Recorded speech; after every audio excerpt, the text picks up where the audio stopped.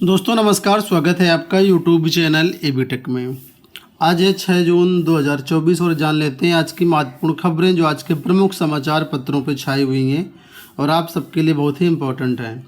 सबसे पहले यहाँ पर देखिए अपडेट है कि अगले साल तक टल गई 3 मुख्य परीक्षाएँ। इस साल नहीं होंगी यूपीपीएससी की 3 मुख्य परीक्षाएँ। कौन कौन सी भर्तियों की बात हो रही है तो इस वीडियो में हम देखते हैं। उत्तर प्रदेश लोक सेवा आयोग की ओर से वर्ष 2024 का संशोधित परीक्षा कैलेंडर जारी किए जाने के बाद 3 मुख्य परीक्षाएं अगले साल तक के लिए टल गई हैं। ऐसे में आयोग के लिए भर्ती परीक्षाओं के सत्र को पटरी पर लाना बड़ी चुनौती होगी। इनमें पीसीएस जैसी प्रदेश की सबसे प्रतिष्ठित परीक्षाएं भी शामिल हैं। आयोग की ओर से 12 जनवरी 2024 को जारी किए गए कैलेंडर के अनुसार जो परीक्षाएं होनी थी उसमें से स्टाफ नर्स यूनानी आयुर्वेदिक मुख्य परीक्षा 2023 का आयोजन 9 जून 2024 को होना था। पीसीएस 2024 मुख्य परीक्षा का आयोजन जो है 7 जुलाई को होना था और आरओ परीक्षा 2023 मुख्य परीक्षा का आयोजन 28 जुलाई को होना था। लेकिन आरओ प्रारंभिक परीक्षा का पेपर लीक होने के कारण बहुत सी परीक्षाएं समय से नहीं हो पाई और अब जो नया परीक्षा कैलेंडर जारी किया गया है उसमें से ये तीनों परीक्षाएं जो हैं इनकी प्री परीक्षाएं तो इस साल हो जाएंगी, लेकिन इनकी जो मुख्य परीक्षाएं हैं वो फिलहाल अगले साल यानी 2025 में ही कराई जाएंगी। इन तीनों परीक्षाओं को यूपीपीएससी 2024 के संशोधित परीक्षा कैलेंडर में जगह नहीं मिल पाई है। इस वजह से ये परीक्षाएँ फिलहाल अगले साल तक के लिए अब पहुंच गई हैं। अगले साल के लिए स्थगित कर दी गई हैं, अगले साल करवाई जाएंगी। ठीक है, तो आप लोग इनके प्री एग्ज़ाम की तैयारी करिए, अभी मैथ्स में थोड़ा सा वक्त लगेगा। चलिए, अब आप लोग जानते हैं कि लोकसभा चुनाव समाप्त हो गया है और अब तीसरी बार एनडीए की सरकार फिर से बनने जा रही है। कल एनडीए की दल की बैठक में मोदी जी को एनडीए का नेता चुना गया है और 8 जून को तीसरी बार पीएम मोदी शपथ यहाँ पर लेंगे। लेकिन अगर आप उत्तर प्रदेश में जो इलेक्शन हुए लोकसभा के उसमें देखेंगे तो भाजपा को करारा झटका लगा हुआ है। भाजपा की एक तरीके से बुरी तरीके से उत्तर प्रदेश में हार हुई है और इसके बारे में यहाँ पर देखिए एक आर्टिकल छपा हुआ है आज कि प्रतियोगी छात्रों की नाराजगी पड़ गई भाजपा को भारी। उसी के बारे में अपडेट है कि लोकसभा चुनाव में भाजपा को उत्तर प्रदेश में अपेक्षित परिणाम नहीं मिला है।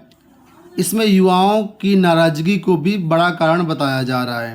प्रयागराज में रहकर के प्रतियोगी परीक्षाओं की तैयारी करने वाले युवाओं में सरकार को लेकर के बेहद नाराजगी भी थी।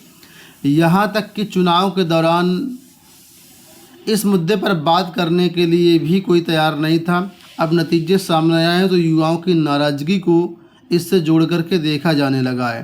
प्रतियोगी छात्रों का मानना है कि भर्तियों को लेकर के सरकार संवेदनशील नहीं रही है।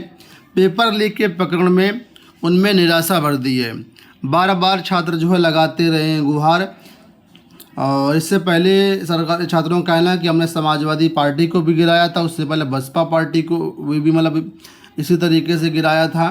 तो जो छात्रों की बात नहीं करेगा वो चाहे कोई भी पार्टी हो, पार्टी से कोई लेना देना नहीं है। अगर छात्रों की बात होगी, छात्रों के मुद्दे सरकार समझेगी तो कोई दिक्कत नहीं। अन्यथा की स्थिति में जिस तरीके से भाजपा का लोकसभा में असर हुआ उत्तर प्रदेश में, उसी तरीके से अगर लोकसभा उत्तर प्रदेश सरकार अभी भी नहीं चेती, अभी भी छात्रों की बात नहीं सुनेगी तो विधानसभा 2027 में भी इसका खामियाजा भाजपा को उत्तर प्रदेश में देखने को मिलेगा। इसके साथ ही लोकसभा चुनाव की आचार संहिता लगी होने के कारण पिछले 2 महीने से बंद जनता दर्शन आज से फिर से ओपन कर दिया गया है और मुख्यमंत्री योगी जी आज फिर से जनता दर्शन के माध्यम से पब्लिक से रूबरू होंगे और जो भी समस्याएं हैं पब्लिक की उनको सुनेंगे। तो काफ़ी लंबे समय के बाद ये वापस शुरू हो रहा है और यहाँ पर देखिए बताया गया है कि जिसमें जो भी समस्याएं जिसकी हैं वो आज जा सकते हैं। सबसे महत्वपूर्ण अपडेट छात्रों के लिए ये है कि आज मुख्यमंत्री जी की अगुवाई में सभी विभागों के जो विभागाध्यक्ष हैं उनकी एक मीटिंग होनी है और इस मीटिंग में सभी विभागों की जो भी समस्याएं हैं, चाहे वो ट्रांसफ़र का मुद्दा हो, चाहे वो भर्तियों का मुद्दा हो या प्रमोशन का मुद्दा हो, इन सभी से जुड़ी जो बैठक है आज होने वाली है।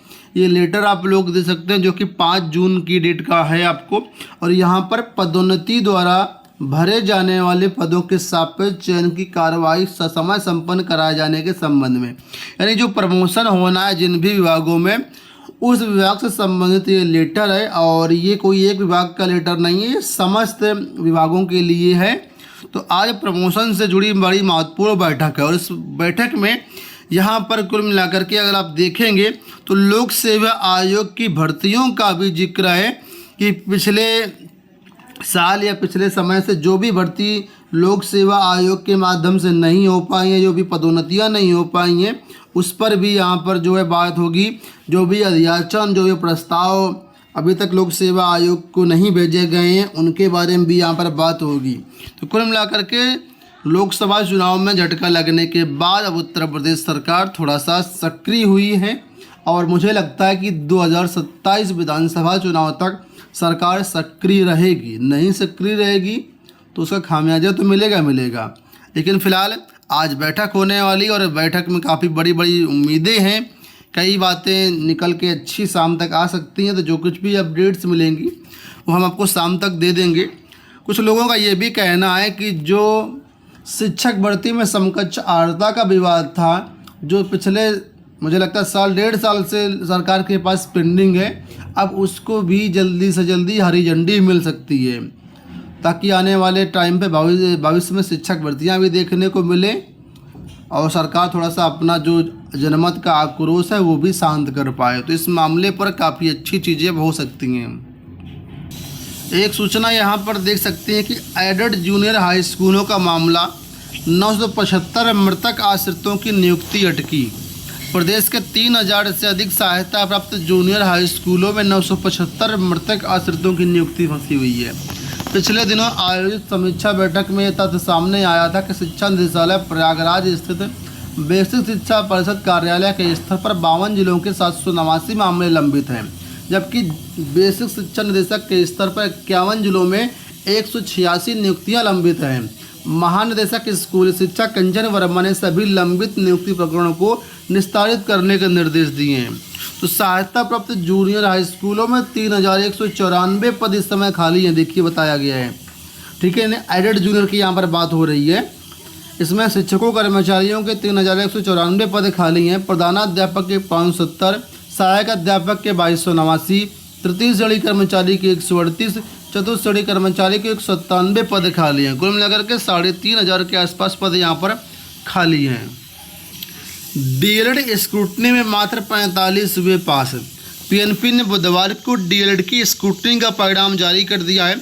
2017 से लेकर के 2022 तक के विभिन्न बैच की द्वितीय और चतुर्थ सेमेस्टर के परिणाम से असंतुष्ट 8762 प्रशिक्षुओं ने स्क्रूटनी के लिए आवेदन किया था, जिसमें से केवल 164 अभ्यर्थियों के अंक में परिवर्तन हुआ और वे पास हो गए हैं।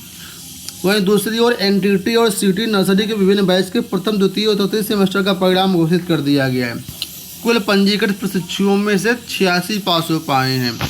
साथ में बीएड को जुड़ी हुई अपडेट है, यहाँ पर देखिए कि बीएड प्रवेश परीक्षा के 27 परीक्षा केंद्र लखनऊ में बनाए गए हैं और इसके लिए लिखा है कि 12,857 छात्र लखनऊ में परीक्षा देंगे। तो ये 9 जून को परीक्षा होने वाली है। जो भी छात्र इस परीक्षा में शामिल हो रहे हैं, आप सभी को शुभकामनाएं। दोस्तों, ये हो गई आज की सारी सूचनाएं। उम्मीद करेंगे वीडियो आपको पसंद आया होगा। इसी तरह के अपडेट्स के लिए चैनल को सब्सक्राइब कर लीजिए। धन्यवाद।